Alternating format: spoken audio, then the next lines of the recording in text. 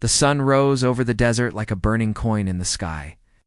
Heat shimmered across endless sand dunes, and the wind whispered stories of creatures who had tried to cross this land and failed. In the middle of that vast desert stood a little deer named Arn. Arn was too young to be alone. Just days ago, he had lived in a green valley with his family. But a sudden sandstorm had torn the desert apart, separating him from his herd. When the storm finally settled, the valley was gone, and all Arn could see was sand stretching forever. His throat burned with thirst. His legs trembled with every step. The desert was cruel, but it didn't care how small or scared he was. Aaron took a step forward, then another. Every step felt heavier than the last. The sand burned his hooves, and the sun pressed down on his back like a heavy stone. By midday, Aaron collapsed beside a dry rock. "I can't." His tired heart seemed to say, "I'm too small. I'm too weak." As he lay there, half-dazed, Aaron noticed something strange.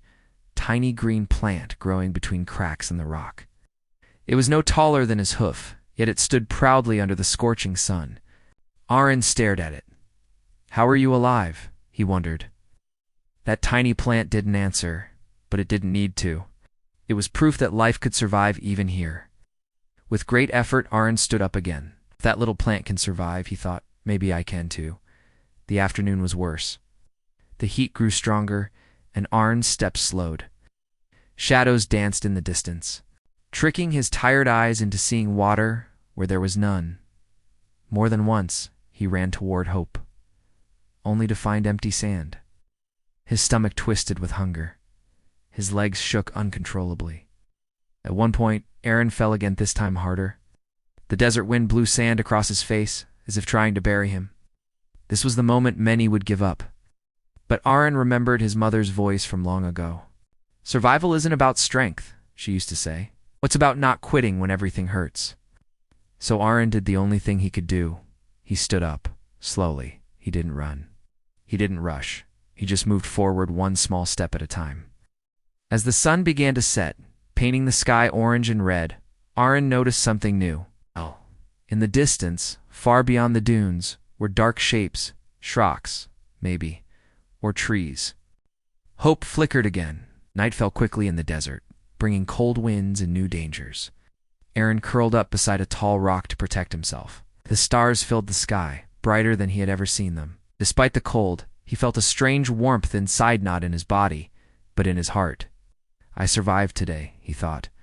That alone felt like a victory. When morning came, Aaron forced himself to stand again. His body ached, but his spirit was stronger. He followed the direction of the dark shapes he had seen the night before. Hours passed, and finally he smelled it. Water. With renewed energy, Aaron ran forward.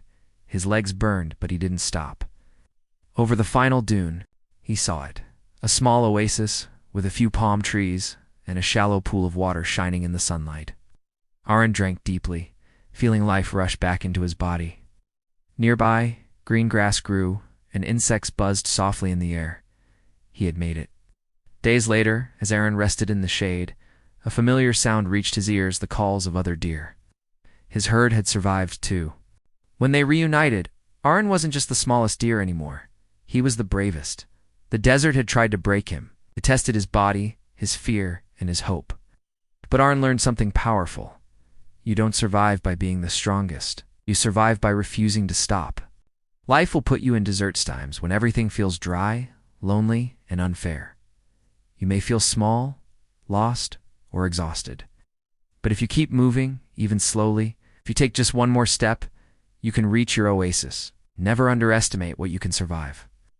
If this story inspired you, please like the video and subscribe to the channel for more motivational stories that touch the heart and change the mind. Your support helps us keep sharing powerful stories like this. Thank you for watching.